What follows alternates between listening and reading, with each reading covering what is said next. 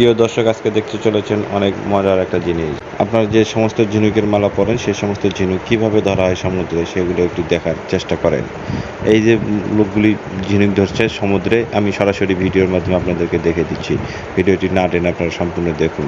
এরকম ভিডিও পেতে চাইলে চ্যানেলটি সাবস্ক্রাইব করুন এবং পরবর্তী ভিডিওগুলো আরও ভালো ভালো ভিডিও আপনাদেরকে দেখানো হবে। ধন্যবাদ। যারা যে সমস্ত ভাইরা ভিডিও দেখেছেন তারা অবশ্যই একটা করে লাইক দিয়ে যাবেন। থ্যাংক ইউ সবাইকে, ধন্যবাদ।